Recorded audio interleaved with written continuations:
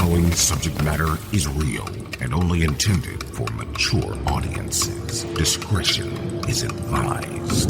People are dead after deputies say a man went on a shooting rampage. I knew a week before she died I was going to kill her. I can tell you the scene out there is absolutely horrific. Nobody knows where this individual may strike next. This is 10-Minute Murder. Welcome to 10-Minute Murder, brief and bingeable true crime. My name is Joe, I'm the host, and thanks for joining today. This is the part 2 of the Menendez brothers episode. And before we pick up where we left off, if you are brand new to this podcast, make sure you subscribe before you go today. And even if you aren't brand new, if you haven't subscribed yet, I encourage you to go ahead and do that. And also connect with 10-Minute Murder on Facebook, Instagram, and Twitter. Links for that are in the show notes of this episode. Now, let's get to today's story.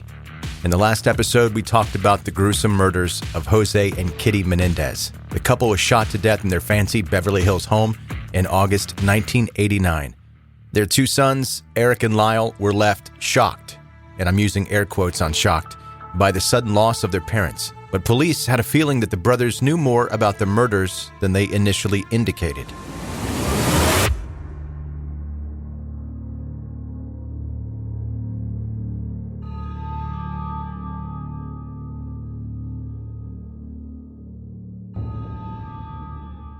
After the discovery of the bodies, Erik and Lyle were taken to the police station to be questioned.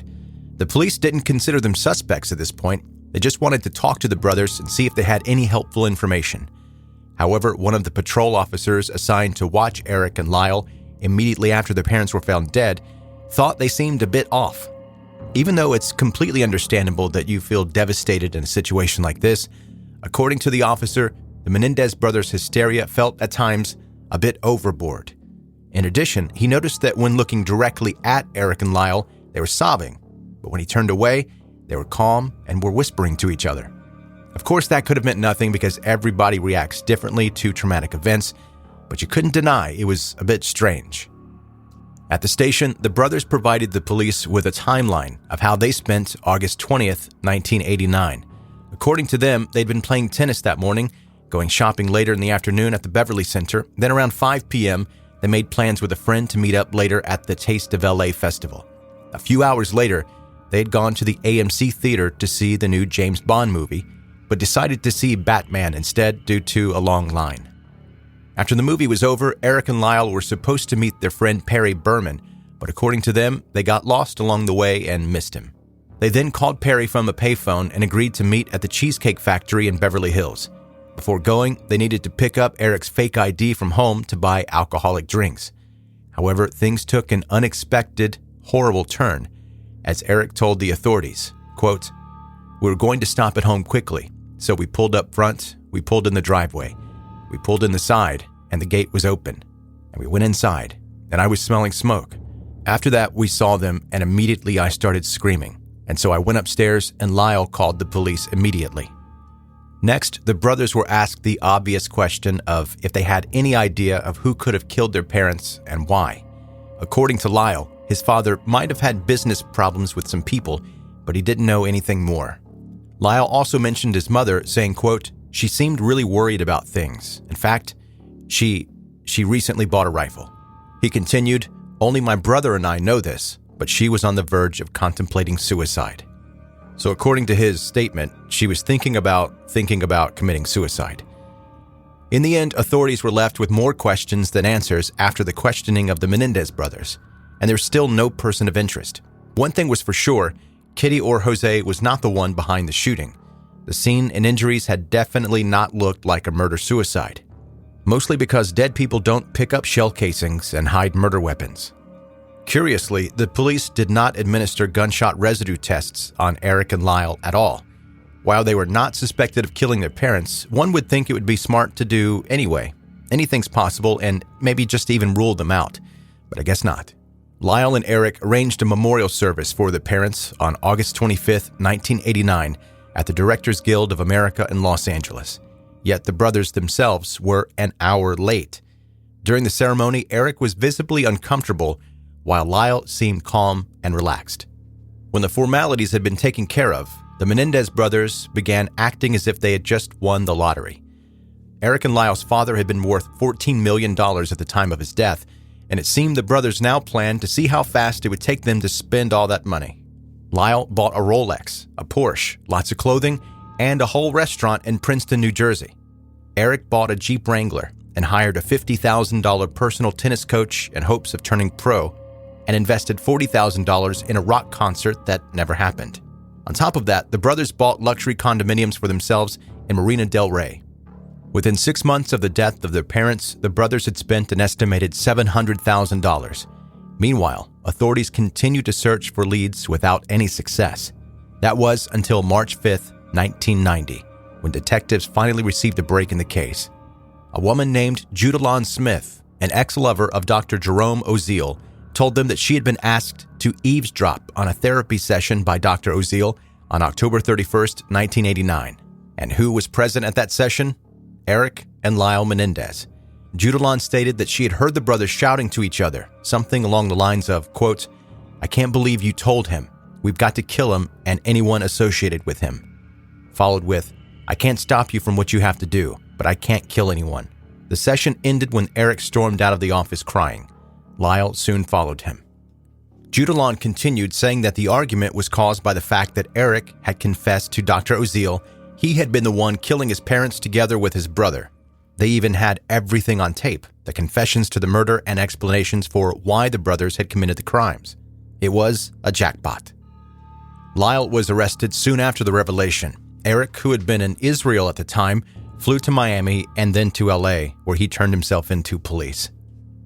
Still, taking the brothers to trial was not as easy as you would think. Because the confession tapes initially fell under doctor-patient privilege, it took 2 full years to decide if they could be used in court.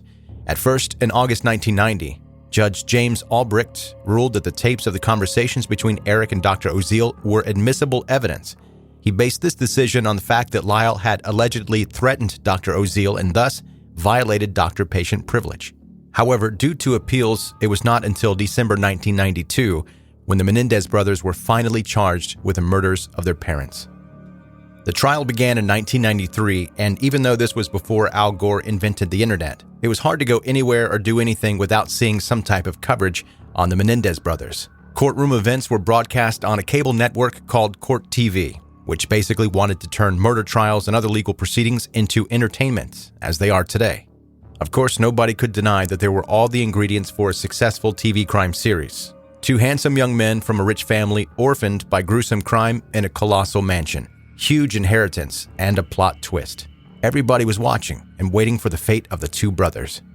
The Menendez brothers' trial was held at the Los Angeles County Superior Court, located in the San Fernando Valley Government Center in Van Nuys.